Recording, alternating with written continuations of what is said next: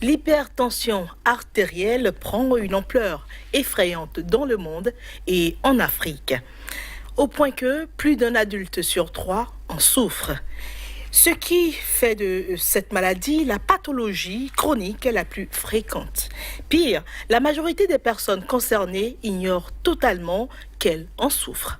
Voilà donc le sujet qui va meubler notre numéro de votre rubrique L'entretien du jour. Le thème retenu, c'est hypertension artérielle. Nous sommes tous concernés. Et pour en parler, il est déjà sur ce plateau. Il a nom Hervé Aïssi. Il est médecin cardiologue.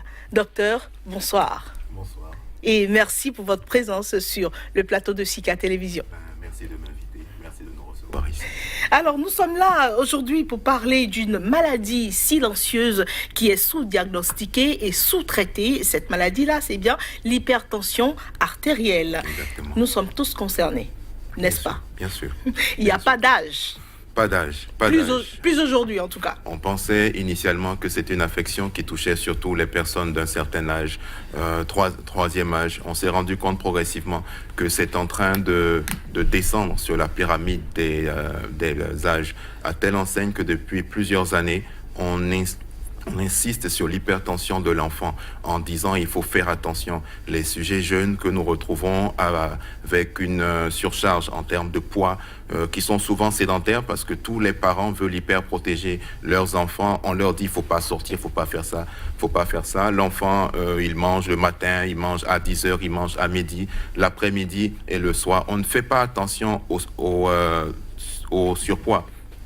C'est vrai aussi qu'on est victime de notre culture où on estime que l'enfant tout gros tout rond est un signe de bien-traitance, voilà, et que les parents seraient bien vus. Mais il faut faire attention aux jeunes professionnels ou aux étudiants qui vivent un stress qu'ils ne gèrent pas très très bien.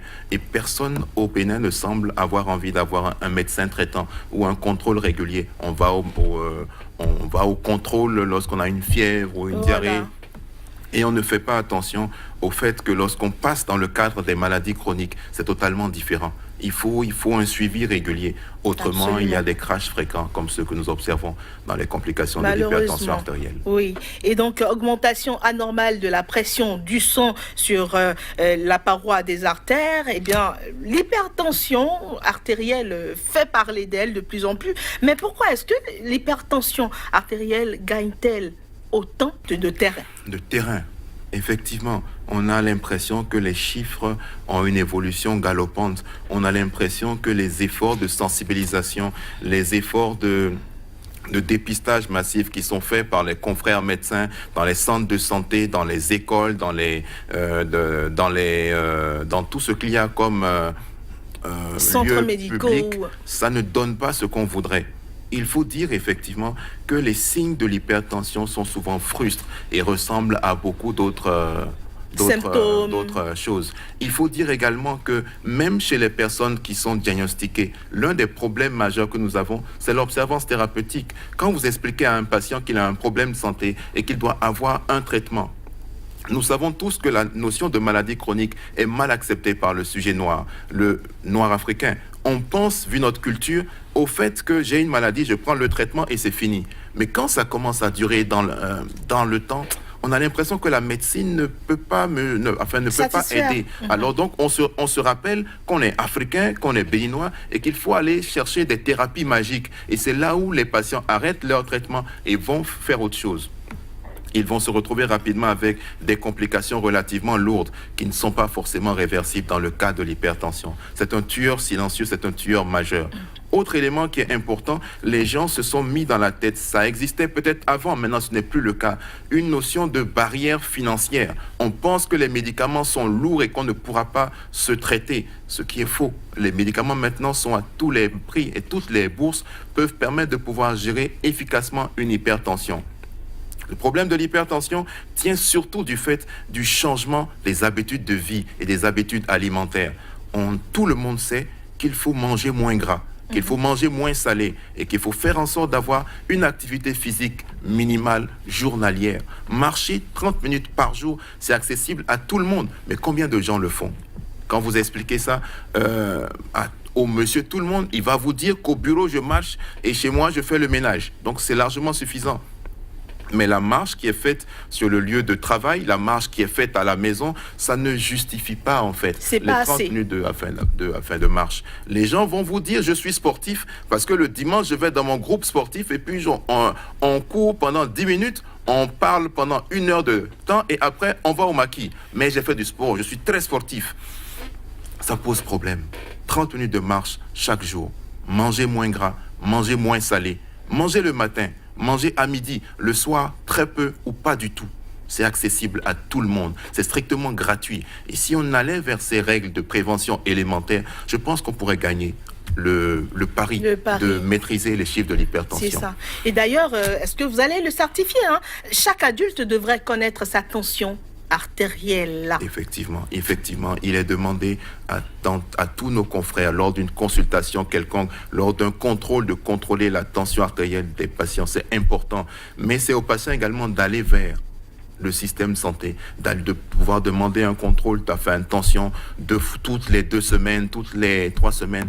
Mais nous n'avons pas la culture, généralement en Afrique, du bilan spontané ou volontaire. Même si cette culture-là n'existe pas, la gravité des chiffres, la gravité de la situation doit imposer maintenant que chacun aille vers son médecin et demander à avoir un contrôle tension. C'est important. Il y a une dimension génétique qui est fondamentale pour l'hypertension, tout comme toutes les autres maladies chroniques, cancer, diabète. C'est la dimension génétique.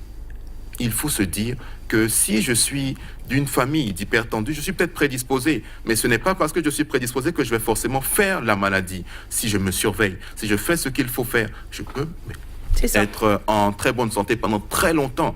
Mais le seul fait d'être observant sur les mesures de prévention, manger moins gras, manger moins salé, avoir une activité physique en tant que parent, c'est important parce que j'apprends à mon enfant à des jeunes aller vers ce qui va le sauver plus tard. Mais on préfère être très à l'aise. On a une mécanisation poussée, tout est moto, tout est voiture, et on estime que tout est faire du sport, c'est sale et c'est vil, ça fait transpirer, c'est pas bon. Et pourtant, le Bénin regorge de potentialités majeures. Sur Cotonou, il y a des places publiques, il y a des clubs de sport, il y a beaucoup de choses sont déjà faites. On ne demande qu'aux citoyens béninois que de se mettre dans la danse et de vaincre ce fléau majeur. Et il faudrait insister là-dessus, quand on prend le cas du Bénin, les statistiques sont assez graves, les indicateurs des maladies cardiovasculaires sont pratiquement à un niveau alarmant, 14% de la mortalité totale au Bénin serait due aux maladies cardiovasculaires, c'est énorme. Et ça, il est important qu'on en prenne conscience. Ce serait important que les médias que vous êtes nous aident à pouvoir parler de ça. Lorsqu'on dit 14%, ça peut paraître un peu un chiffre vague pour le citoyen classique, mais ça veut tout simplement dire que lorsque je regarde à gauche, lorsque je regarde à droite, lorsque je regarde dans mon bureau, dans ma famille, ou alors dans la rue, un adulte sur 4 que je croise est hypertendu.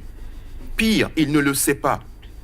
Encore pire, il ne le saura que lorsqu'il aura fait une complication majeure cérébrale, donc AVC ou autre chose. Il aura perdu la vue, il aura fait un infarctus, donc destruction d'une grande partie ou d'une petite partie du cœur, il aura atteint ses reins.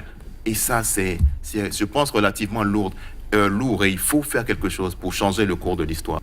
On a le sentiment qu'ils comprennent, mais les chiffres sont un peu contre nous.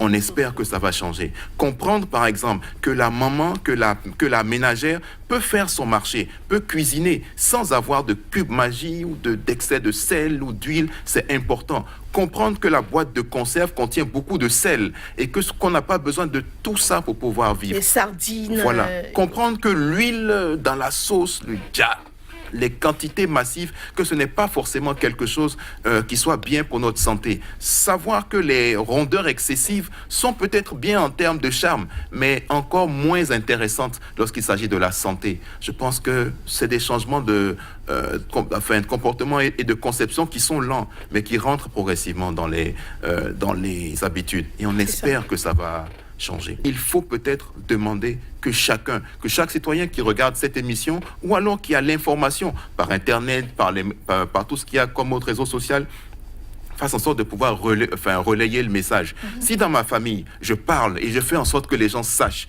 que avoir mal à la tête, que avoir la vue qui baisse de façon progressive, que avoir une lourdeur dans la poitrine, voilà, c'est un élément qui peut orienter. Il me faut contrôler une tension rapidement et faire en sorte très rapidement de rencontrer un médecin s'il y a un doute. Je pense qu'on aura changé le cours de l'histoire et ça, c'est important. C'est triste de rencontrer des patients que vous retrouvez avec un déficit majeur, c'est-à-dire qu'ils ont perdu une fonction.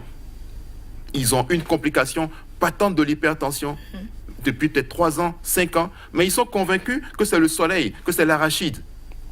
Ils ne sont pas conscients de ce qu'ils ont. Et même quand vous leur dites, s'il vous plaît, faites en sorte de changer tel aspect, on vous dit, Dieu fera. Dieu est grand. Mais est-ce que vous ne pensez pas aussi que c'est le coût qui repousse les populations? Parce que quand on parle de spécialité, quand on parle de cardiologie, quand on vous parle quand même du coût de la consultation déjà, pour le béninois moyen, pour les personnes qui ont du mal à joindre les deux bouts, qui ont du mal même à se nourrir convenablement, comment... Est-ce que ça ne pourrait pas se comprendre? C'est une position qui est tout à fait défendable, mais également tout à fait attaquable. Les médecins et les cardiologues travaillent dans les centres privés. Ils travaillent dans les centres publics. Ils vont dans les centres confessionnels. Et la consultation ne coûte pas du tout cher. Les médicaments sont à la portée de tout le monde maintenant. Il y en a pour toutes les bourses et en qualité conséquente. On fait en sorte d'être présent là où nous pouvons. Et en grande partie partout pour parler aux gens. Mais je pense que c'est important que les Béninois se mettent face à une réalité. On parle de leur santé, on parle de leur survie, on ne parle plus de confort. Vous avez des patients qui vous disent vos médicaments coûtent trop cher, 3 000, 5 000, ça coûte trop cher. Mais je ne comprends pas pourquoi on va vers les thérapies magiques. Ça finalement, ça coûte beaucoup plus cher. Allez s'asseoir chez le pasteur, chez l'alpha, chez le dauphin, et tout ça, ça coûte combien? Allez vers tout ce qui est thérapie, les Forever, les Tianchi et tout ça, ça coûte combien par rapport à la santé? C'est ça. Des médicaments objectifs sont disponibles chez nos pharmaciens, qui sont des praticiens honnêtes, qui ont prêté serment et qui travaillent au jour le jour et de jour comme de la nuit. Aucun patient ne peut dire qu'il n'a pas la bourse qu'il faudrait, je ne pense pas. C'est peut-être cher, mais il y a une solidarité, il y a l'exemple patent de la solidarité familiale qui fait qu'on aide et on peut faire beaucoup de choses ensemble. Merci beaucoup, docteur Hervé Aïssi. Il y a encore beaucoup de choses à dire. Nous aurons certainement un autre numéro avec vous pour en parler. Par exemple, le nombre de cardiologues dont nous disposons au Bénin, 35 cardiologues pour tout le Bénin. Sur toute l'étendue du territoire national, ça ne semble pas suffisant. C'est un chiffre qui est en hausse. En tout cas, on espère. Et donc, nous allons parler aussi du plateau technique dont nous disposons au Bénin. Est-ce que nous pouvons réellement répondre aux besoins de nos populations? Tout ça, ça viendra dans une autre émission. Déjà, nous vous remercions pour votre disponibilité à répondre à nos questions. Merci de m'avoir écouté. Merci. C'est la fin de votre page invitée, mesdames et messieurs. Ravi de vous l'avoir présenté. C'était avec le docteur Hervé Aïssi. Il est médecin cardiologue. Avec lui, nous avons parlé de l'hypertension artérielle. Nous sommes tous concernés. Allez, à la prochaine.